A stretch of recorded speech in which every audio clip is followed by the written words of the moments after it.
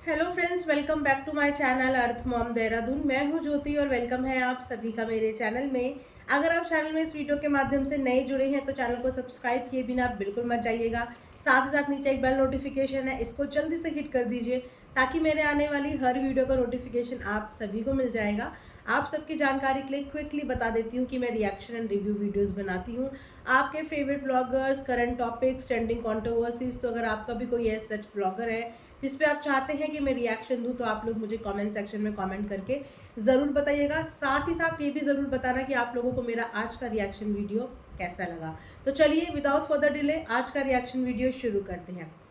कल फाइनली हमारे सब्र का जो इंतज़ार था वो काफ़ी लेट में ख़त्म हुआ, लेकिन मैं जानती हूँ कि आप में से बहुत बहुत बहुत सारे लोग इस बात को लेके एक्साइटेड थे कि अब जब सपना का वीडियो आ गया है। वैसे तो दूध का दूध और पानी का पानी हो ही गया है, लेकिन कुछ लोगों को, मैं बोलूँगी चंद लोगों को, कुछ ना कुछ डाउट थे माइंड में, वो डाउट भी कहीं ना कहीं क्लियर हो गए हैं। और मैंने एज कमिटमेंट आप लोगों को रात को ही बोला था कि मैं पूरा का पूरा इस चीज़ पे रिएक्शन देने के लिए कल वीडियो बनाऊंगी, और आ गई मैं हमेशा की तरह आप लोगों के सामने। तो सपना ने कल पूरे आधे घंटे का वीडियो बनाया, और अब ये वीडियो देखने के बाद कोई ये नहीं बोल सकता कि सपना सिंपैथी कार्ड प्ले करती है। देखो रोते रोते वीडियो बनाने आ गई, फिर से बेचारी वाला बेबसी वाला नाटक और ड्रामा करने लग गई। तो मैं ये बोलूँगी कि कुछ लोगों ने तो उससे उसके रोने का हक तक छीन लिया है। एक इंसान के अंदर मल्टीपल इमोशंस होते हैं, और जो भी लोग व्लॉगिंग पे या सोशल मीडिया पे काम करते हैं ना, वो ये बात बहुत अच्छे से समझते हैं कि जब भी हमारे सामने कैमरा ऑन होता है ना, तो हम उस कैमरे को कैमरे की तरह देखते ही नहीं है। हमें वो कैमरा ऐसा फील होता है कि ये हमारी सोशल मीडिया फैमिली है। और जब हम अपनी बात रखने पे आते हैं ना, तो हम फ्लो में रोते भी हैं, हंसते भी हैं, गुस्सा भी होते हैं, नाराज़ भी होते हैं। लेकिन क्योंकि सपना के रोने पे पाबंदी है, क्योंकि अगर वो रोई तो वो बेचारी कार्ड प्ले कर रही है, वो रोई तो वो सिंपैथी कार्ड प्ले कर रही है, तो ठीक है। आप लोगों ने कल उसका आधे घंटे का वीडियो बिना रोए धोए देखा, और बहुत पेशेंस के साथ इस बार उसने समझदारी से अपनी बात ऑडियंस के सामने रखी, बिना गुस्सा करे हुए, बिना रोए हुए, बिना हाइपर हुए हुए, बहुत समझदारी के साथ उसने अपनी सारी की सारी बातें कल सोशल मीडिया से कह दी।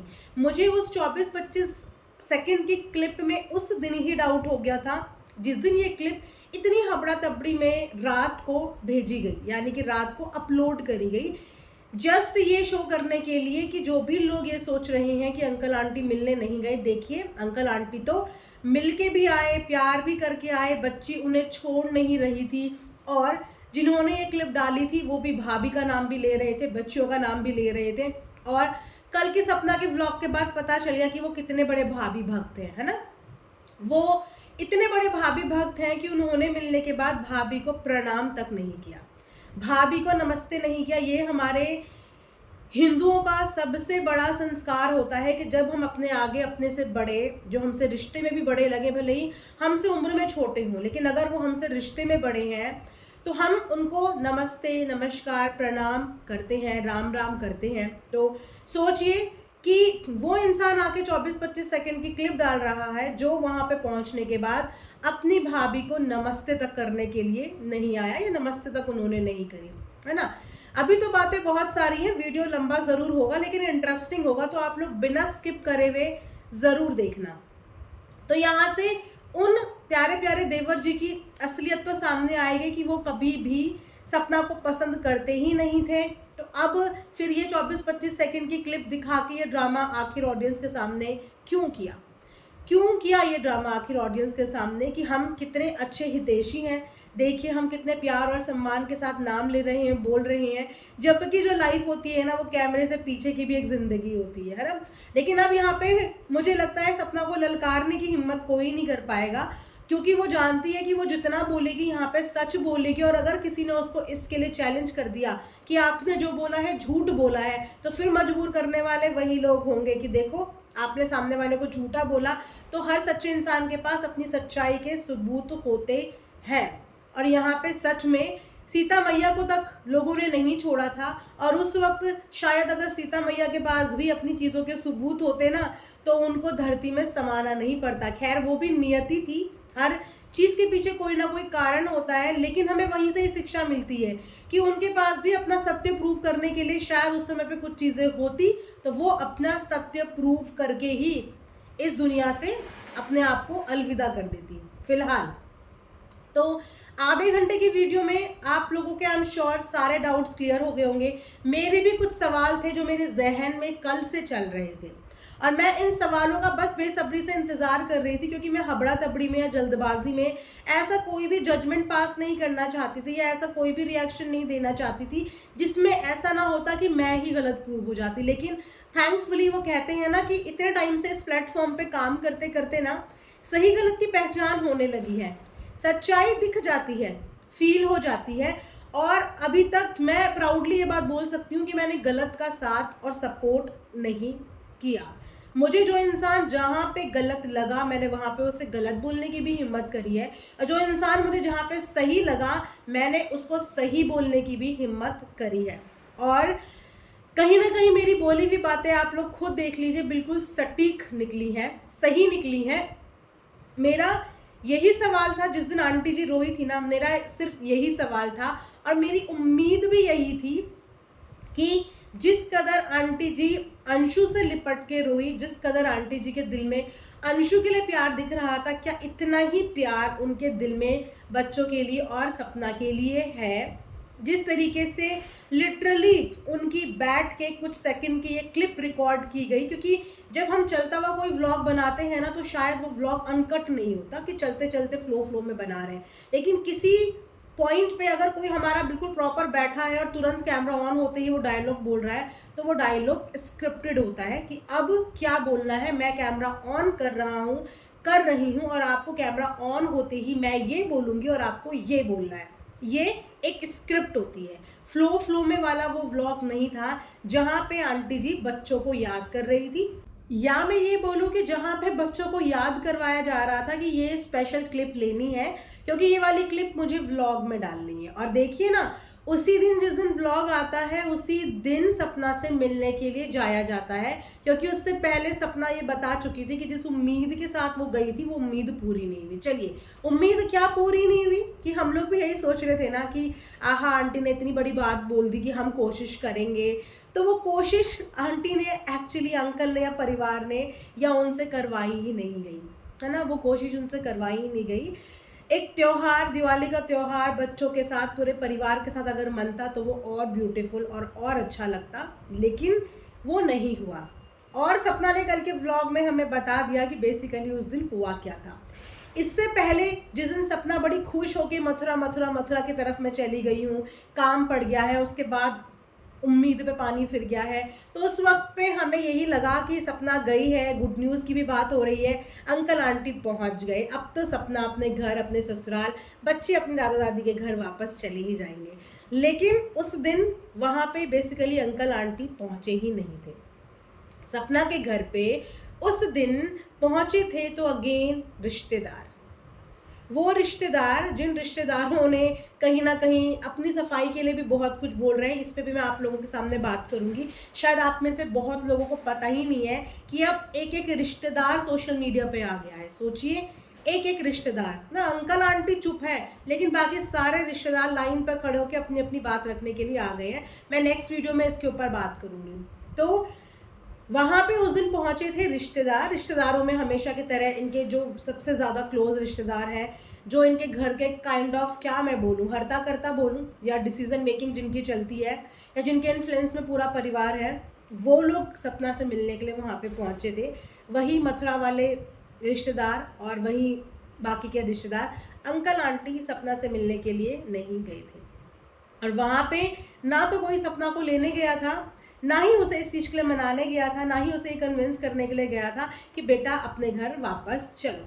यही उम्मीद में थे ना आप लोग कि घर जोड़ना है, घर जोड़ने वाली बातें करते हैं। कैसे जोड़ेंगे हम लोग घर? मुझे बताइए, हम लोग घर कैसे जोड़ेंगे जब हमारी मंशा, हमारी इच्छाएं, हमारी बातें सामने वालों के कानों तक तो छोड़ो, उनके दिल और दिमाग तक भी नहीं जा रही है, तो आप और हम लोग मिलके घर जोड़ ही नहीं सकते। क्योंकि ये घर जो लोग जोड़ सकते हैं वो लोग घर जोड़ने का शायद दिखावा कर रहे हैं, लेकिन घर जोड़ने की कोशिश नहीं कर रहे हैं। सपना से मिलने जाने का मोटिव भी, सपना ने बताया कि उनसे मिलने जाने का मोटिव भी अगेन प्रॉपर्टी, ज़मीन, जायदाद, सिग्नेचर, साइन, लीगल, इलीगल, इसी के अराउंड सराउंड उनकी पूरी ज़िंदगी घूम रही है। इससे आगे बढ़कर वो कुछ सोच ही नहीं पा रहे हैं। इससे आगे बढ़कर वो लाइफ में सोच ही नहीं पा रहे हैं कि ये जो चीज़ है ना, ये धरी की धरी रह जाएगी। हमारी जो धरोहर है, हमारे घर की बहू, हमारे घर के 2 बच्चे, वो हमारी असली धरोहर है। लेकिन उस धरोहर की तरफ किसी का ध्यान नहीं जा रहा है, लेकिन ज़मीन, जायदाद, लीगल, इलीगल, हर चीज़ की तरफ ध्यान जा रहा है। तो वहाँ पे हमेशा की तरह सपना को कन्विंस करने के लिए आया गया था कि सपना के किसी चीज़ में कुछ सिग्नेचर चाहिए थे या कोई चीज़ ऐसी वो करवाने की कोशिश कर रहे थे जो लीगल नहीं थी। तो इलीगल प्रोसेस के तहत वो चीज़ें सपना की हेल्प से वो करना चाह रहे थे, जिसके लिए सपना ने मना कर दिया क्योंकि वो इलीगल चीज़ नहीं करना चाहती। उसे कोई भी चीज़ ऐसी नहीं करनी है जिसकी वजह से उसके ऊपर या उसके बच्चों के ऊपर कल को कानून व्यवस्था का भी टेंशन आ जाए, उनकी भी चीज़ें उनके ऊपर पड़ जाए। उसको अपनी ज़िंदगी बहुत स्मूथ जीनी है। शायद इसीलिए बहुत लोगों ने बोला था कि सपना अपने हक के लिए लड़ो, सपना ऐसा करो, सपना वैसा करो। सपना ने कुछ नहीं किया क्योंकि सपना इस पचड़े में, इस मोह माया में, इस धन दौलत, ज़मीन, प्रॉपर्टी की मोह माया से बहुत आगे निकल चुकी थी। उसके लिए इस वक्त पे उसकी जो सबसे बड़ी पूंजी है वो है उसके बच्चे, और सोशल मीडिया उसका वो ज़रिया है जहाँ से वो उन बच्चों को पालन पोषण देगी, एक अच्छा भविष्य देगी। ये उसकी ज़िंदगी में सबसे ज़्यादा फोकस चीज़ें हैं फ़िलहाल, इसीलिए वो सब चीज़ें उनके लिए छोड़ चुकी थी। लेकिन जब कोई इंसान आपके लिए सब कुछ छोड़ देता है तो कभी ना कभी तो दिल में प्यार उमड़ता है ना। ये फील होता है कि नहीं नहीं यार, ये इंसान हमारे साथ धन दौलत के लिए नहीं था, ये इंसान हमसे सिर्फ प्यार, मोहब्बत और रिस्पेक्ट चाहता था। देखो, इसने चुटकी में धन दौलत छोड़ दी। क्या अंकल आंटी अपनी पोतियों के लिए चुटकी में छोड़ते कि ले ये क्या है गहने, ले जा गहने, हमें क्या करना है, हमारे असली गहने तो ज़िंदगी से, दुनिया से चले गए, क्या करना है, ले जा तू गहने, क्या करना है हमें ज़मीन जायदाद का, हमारे पास अपना घर है, हम ये भी ले जा सपना। तो क्या उन्होंने इतनी बड़ी बड़ी बातें बोली? क्या वो अपनी धन दौलत, अपनी प्रॉपर्टी कुर्बान कर पाए सपना के जाते जाते? जो बात सपना ने बोल दी, क्या उन्होंने एक बार भी बोली कि नहीं हमें कुछ नहीं चाहिए, हमारे पास घर है, सर छुपाने के लिए छत है, बाकी बेटा तू रख और बच्चों को रख? नहीं, ये चीज़ें नहीं करी। और अब उनके दिमाग में ये सब चीज़ें डालने वाले लोग या उनको इस चीज़ के लिए उकसाने वाले लोग कौन हैं, जो अब सपना के ऑलरेडी 2 से 3 प्लॉट पहले भी बेच चुके हैं। पहले भी उसके प्लॉट बिके और प्लॉट बिकने के बाद सारा पैसा मथुरा वाले विला में लगाया गया।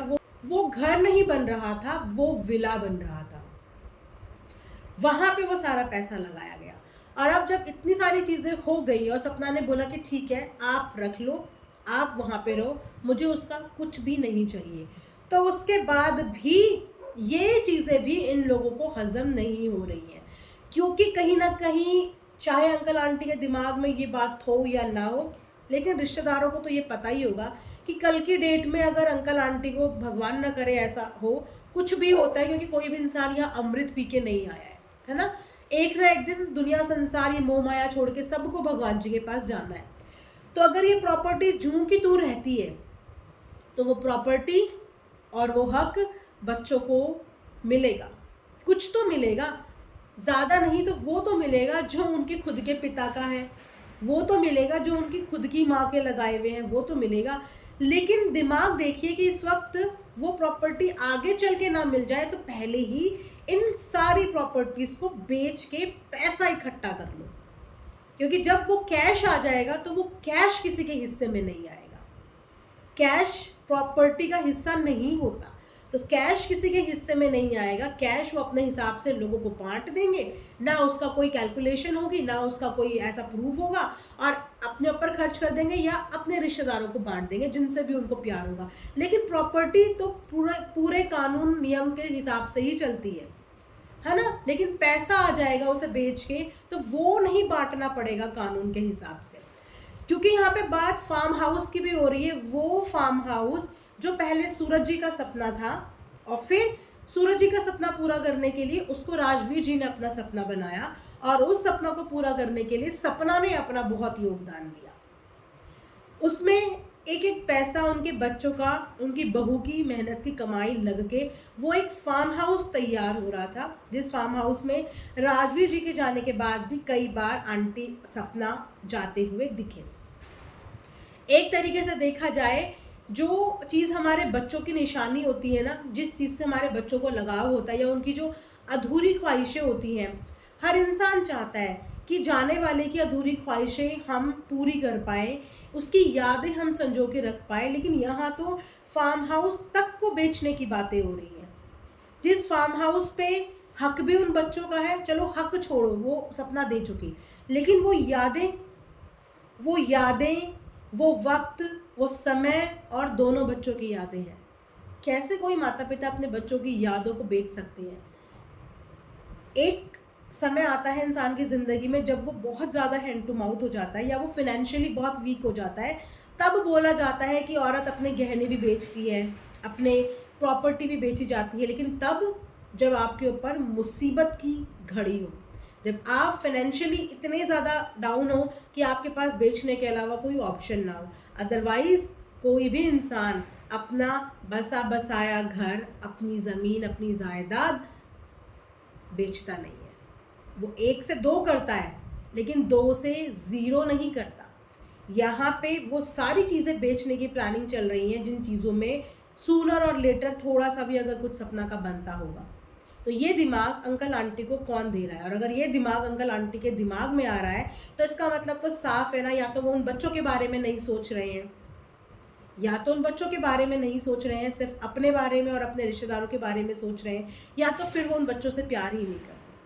वरना अपने खुद के बच्चों की यादें कैसे वो बेचने के लिए तैयार हो रहे हैं, और वो बेचने के लिए उनको सपना की ज़रूरत पड़ रही है। अगेन हमेशा की तरह सपना ने बताया ना कि जब भी उन्हें कोई काम मेरे से निकलवाना होता था तो बेटा यहाँ पे साइन कर दो, बेटा यहाँ पे साइन कर दो, और सपना चुपचाप वो साइन कर देती थी, क्योंकि आंख बंद करके उन पे भरोसा किया। फिर चाहे प्लॉट बेचने की बात हो, पैसे डालने निकालने की बात हो, उसने कभी भी इस चीज़ पे आवाज़ नहीं उठाई, कभी भी इफ़ एंड बट नहीं किया। लेकिन अब उसकी भी आंखों से बहुत ज़्यादा चीज़ों की पट्टी उतर चुकी है, और ये बेचने की बातें करके तो हमारे दिमाग से भी, आंखों से भी पट्टी उतर चुकी है कि वाकई में प्रॉपर्टी के अलावा कुछ भी मैटर नहीं कर रहा है फ़िलहाल सपना के ससुराल वालों के लिए।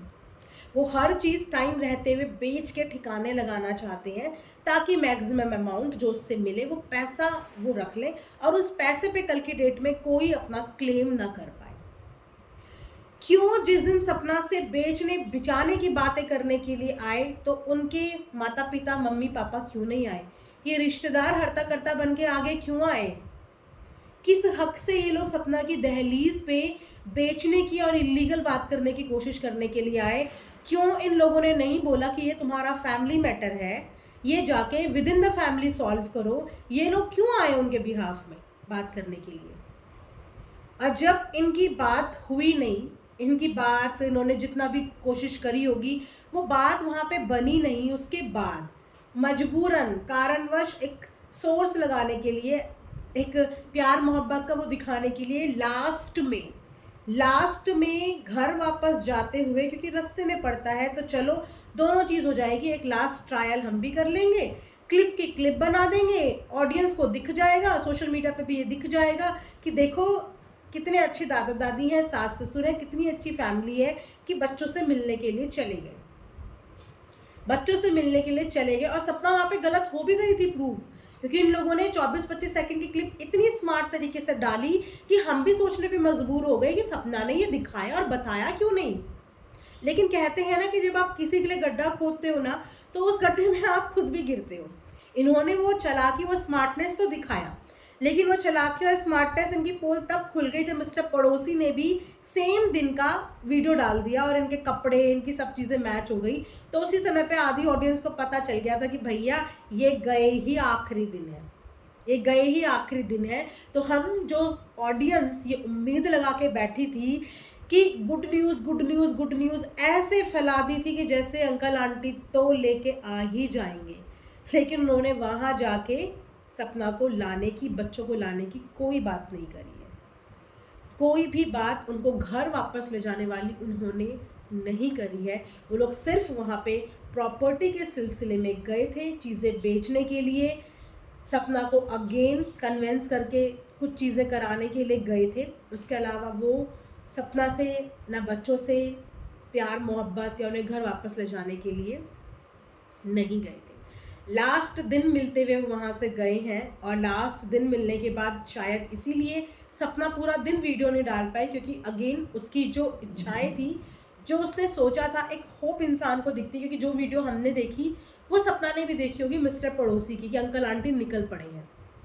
हर इंसान को देखो एक उम्मीद तो बंध जाती है, उसको भी एक उम्मीद बंध गई थी, लेकिन दोबारा से उसकी उम्मीद टूट गई। और जब उम्मीद टूटती है तो इंसान का दिल भी टूट जाता है, और शायद इसीलिए वो पूरा उस दिन वीडियो डाल के आई ही नहीं। इनका क्लिप डालने के बाद भी उसने कुछ रिएक्ट नहीं करा, वो चुप थी, क्योंकि वो सच में समझ नहीं पा रही थी कि मैं करूं क्या, या मेरे साथ ये हो क्या रहा है। ये सच में एक बहुत मिली जुली भगत के हिसाब से चीज़ें हो रही हैं, सोशल मीडिया पे भी हो रही हैं, और बैक कैमरा भी चीज़ें हो रही हैं। तो मैं बोलना चाहूँगी कि जो इतनी बड़ी बड़ी बातें नाते रिश्तेदार करते हैं, और अब उस बड़ी बड़ी बातों का हिस्सा अंशु भी बन चुकी है, बहुत समझदारी वाली बातें करती है, समझदार है ना, ऑडियंस के हिसाब से समझदार है। तो भैया अब तुम ही अपनी भाभी का घर बसवाओ, अब तुम ही अपने मम्मी पापा को कन्विंस करो। वो मम्मी पापा जो आपसे मिलके इतना रोने लगे, अब तुम उनको कन्विंस करो कि वो तुम्हारी भाभी के साथ मिलजुल के रहें, बच्चों के साथ मिलजुल के रहें, क्योंकि मुझे ऐसा लगता है कि अंशु की बात सब सुनते हैं। अब सुनना भी जाता है, जो इंसान घर चलाने लगता है ना, उसकी बातों का महत्व भी होता है, और उसकी बात सुनी भी जाती है। और अंशु के आने के बाद वो फिनेंशियली भी स्ट्रांग होंगे, क्योंकि अब अंशु के पास इंडिपेंडेंट चैनल है, और अच्छा खासा अंशु कमा रही है। एक मतलब इतनी कम उम्र में वो एक कमाऊ बेटी भी मिली है। तो जब इंसान कमाने लगता है ना, अर्निंग करने लगता है, तो परिवार में उसकी इज्जत बढ़ जाती है।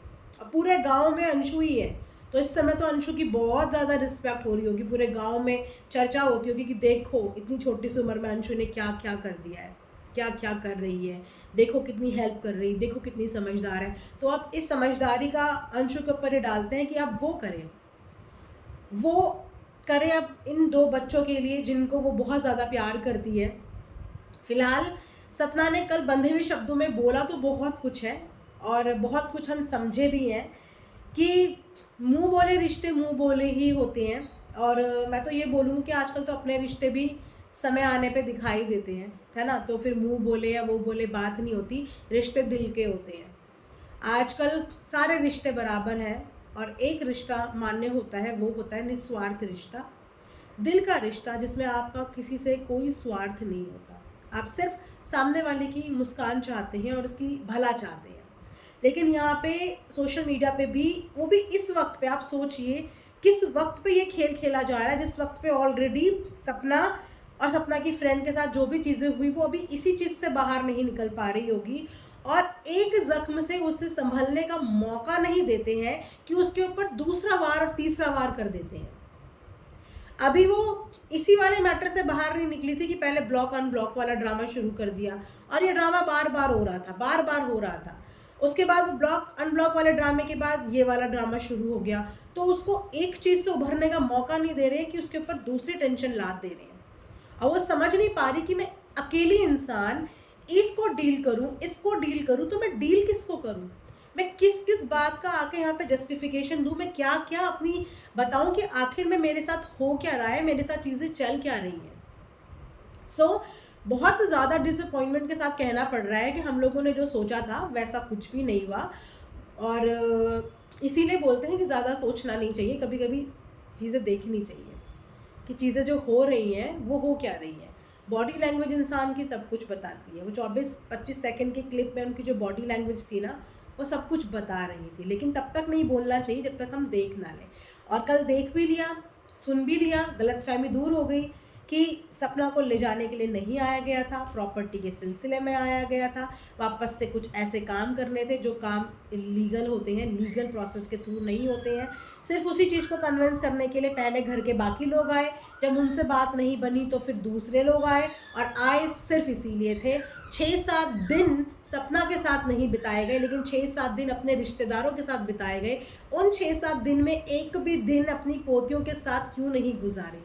अगर उनसे मिलने की इतनी कोशिश कर रहे थे, उनकी इतनी इतनी इतनी ज़्यादा याद आती थी, तो उन पोतियों के साथ वो 5-6 दिन में से कोई भी एक दिन क्यों नहीं गुजारा गया? सिर्फ चंद घंटों के लिए उनके पास जाया गया, और बाकी दिवाली, हंसना, गाना, रोना, जो भी है वो सब वहाँ किया गया, सब कुछ वहाँ किया गया। अरे मैं बोलूँ कि नहीं जाते सपना के पास, उसको तो बुला लेते, उसको बोलते तू यहाँ आ जा गाँव में, लेकिन उनके साथ ना समय बिताया गया, ना उन पोतियों को दादा दादी का प्यार मिला।